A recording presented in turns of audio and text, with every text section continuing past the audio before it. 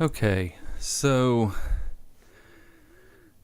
I've been playing around with the new damage and decay effects in Hitfilm Pro, as it shows here, the new project that they've got that that FXHome has put up, and it's actually a pretty awesome little project. So I was just checking it out and noticed the first time that I ran it, and or not ran it, but just tried to export it.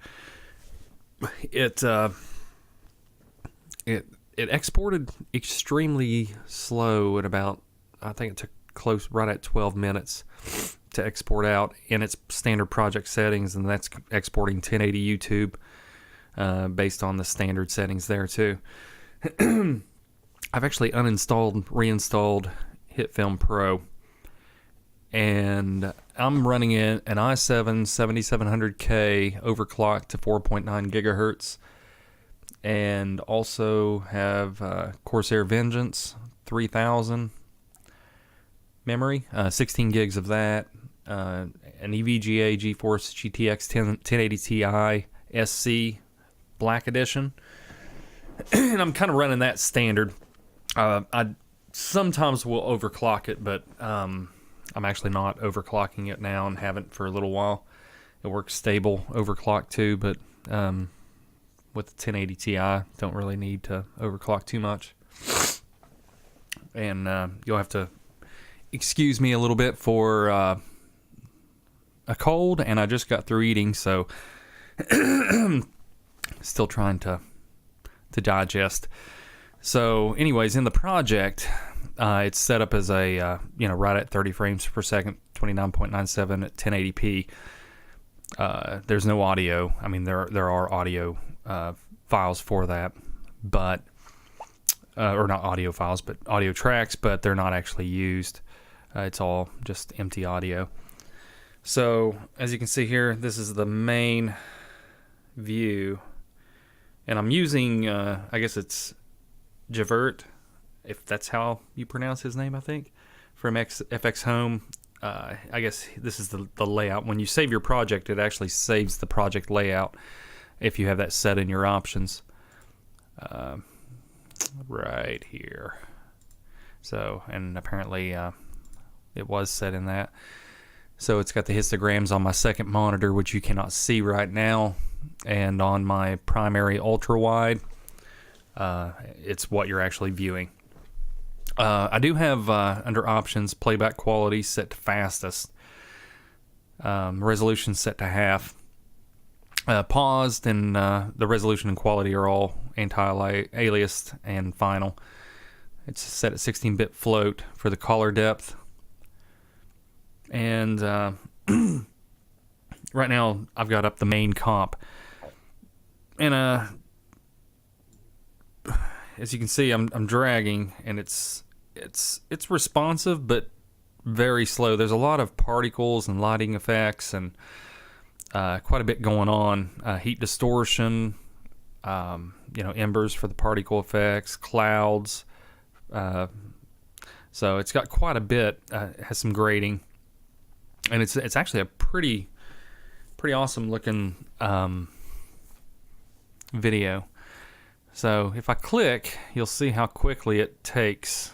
It's not too bad. It's much faster than it was before I reinstalled Hitfilm. I think I had a bit of an issue with not necessarily with Hitfilm, but maybe the installation after I installed 11. It seems like everything was slow. I actually did a uninstall of Hitfilm prior to installing Hitfilm 11.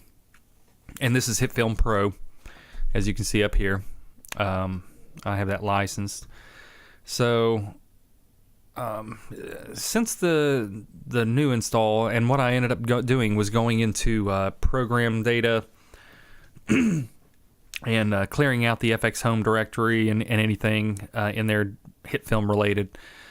Just wiping, after the uninstall, I went through that directory, cleaned that out as far as anything dealing with Hitfilm. Also went under the users and my user ID and app data, roaming and local, and cleared out anything FXHome and Hitfilm. More or less always run CCleaner, which cleans all the temp files and all that fun stuff, pre-cache data or prefetch data. And so I've gotten all that cleared out. Also, any registry entries dealing with Hitfilm, cleaned all that out, did a full reboot. And now, since I've done that, it's a lot more responsive. I've reinstalled Hitfilm, obviously. So much better than it was, because it would take 5 to 10 minutes, or I'm sorry, 5 to 10 seconds, 5 to 10 minutes, not even usable.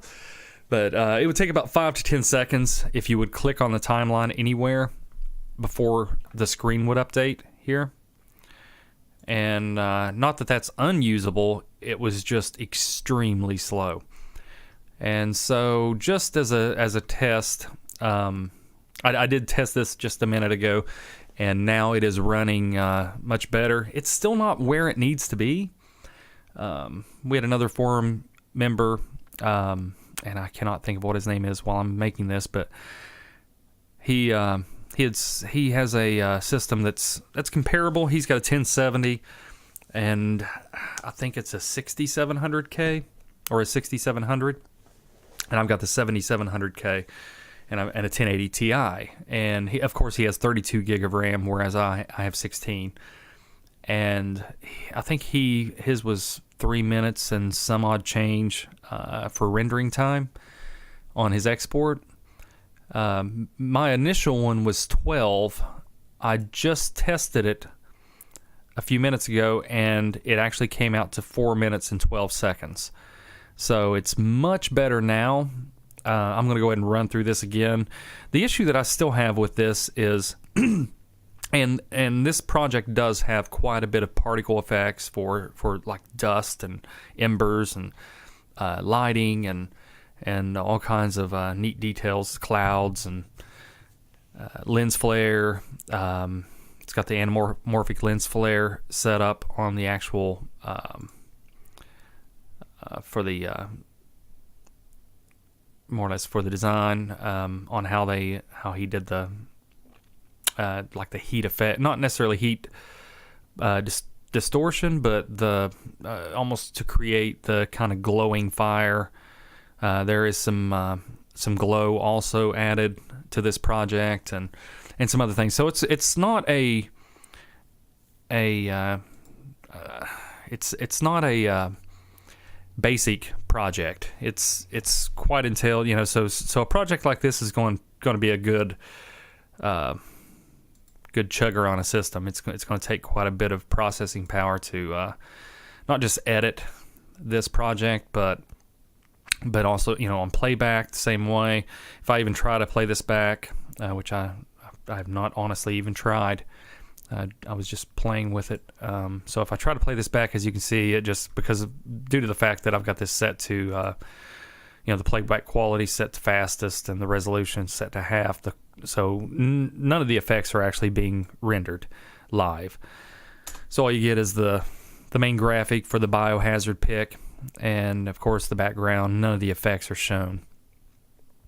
Now I can do well, I'm not even going to worry about that. But anyways, if you go to export, and I'm just going to redo this again, and the other user said that he exported the main comp, and that's what I did this last time, and it came out to 4 minutes and 12 seconds. The only reason why I'm going to do this again is to show. I'm just going to do contents, so that way we can go ahead and put this down here to show my resources while this is working. Because the one thing that I'm not sure on is why having a GTX 1080 Ti, why my graphics card isn't being, even in the editor, why it isn't being utilized more for its graphics processing power to be able to render, a little more real time and faster for the effects here. It's just not working too well. And I haven't tried watching the timeline or watching the system monitor while selecting, different points. But I may do that later, but this is primarily for the render, or at least the export. And I'm using YouTube 1080p HD, just the standard one. It's not been modified. It's all still the same. I haven't changed the bit rates.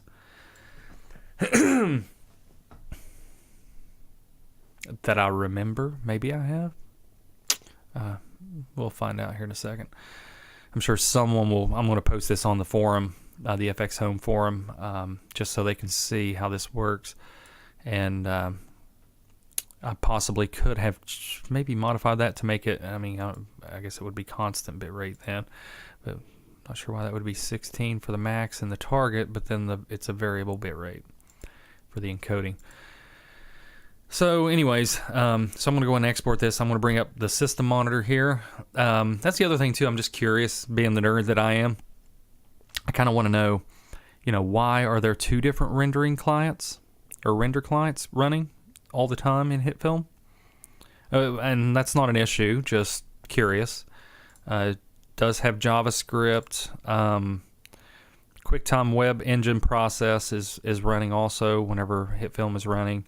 And it may be something that I've got set up, I'm not sure. But this is a completely fresh, wiped install, so it should be what it is. Scalaway Guard, I'm not sure what that is either. But anyways, let me go ahead and start the export, and we'll see what happens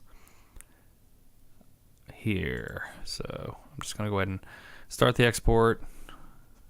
Go ahead and bring up the task, or the task manager, to where we can see the performance. And since I've wiped and installed fresh, I am seeing a little bit higher GPU utilization, which is better than I thought, because honestly it was maybe 25 to 30% ever through the entire rendering process. So this is much better than what it was, and honestly, percentage utilization isn't necessarily an indicator of this program using it for what it's being used for. And what's even more ironic is now it seems like it's rendering even faster. And you saw before I deleted that last one, it rendered at 4 minutes and 12 seconds. So now it looks like it may finish in 3, possibly, or under 4 for sure. So I'm going to let this thing render real fast. I've actually got this stream being recorded on a separate drive, so it's not affected. And the other thing too is, just to show you real quick, let's see, I'm not seeing it now. I was seeing it a minute ago, but OBS is what I'm using to record this, and it does, when it's recording, it does use 2 to 3% of GPU. So subtract that from your value you're seeing here for 46%, 37, and I get a lot of that too, and I'm sure that's just based on what it's doing. But I kind of figured it would be more consistent, and it'll drop to 0, and then come back up. Sit at 0 just for a second or so, and then could jump back up, almost like it's paused, or may need to. I really have no clue. So there it just did it again. So just and it's like I said, this is an awesome project. Javert. I'm so sorry that I'm butchering your name, but I cannot remember how to pronounce it. I've watched a lot of it. Actually, his videos are what led me to Hitfilm, and why I chose Hitfilm over all other. And I do have Adobe also, but I do Adobe Photoshop and Lightroom, and was going to go the Premiere path, but I wanted something with effects built in, or at least something that I wasn't paying a ridiculous amount for to get the effects and editing in one. So I looked at a bunch of others, Lightworks, even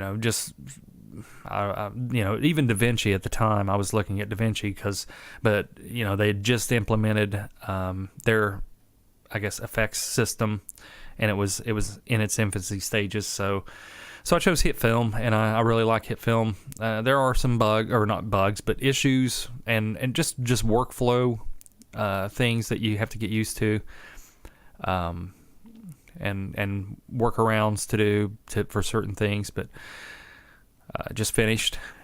But I really like Hitfilm. If they just need to modify it slightly on certain aspects, get us some markers. Let us export when we export the project to the name of the project instead of just export. That's such a simple thing to change. I don't understand why that's been so long and it's still not done.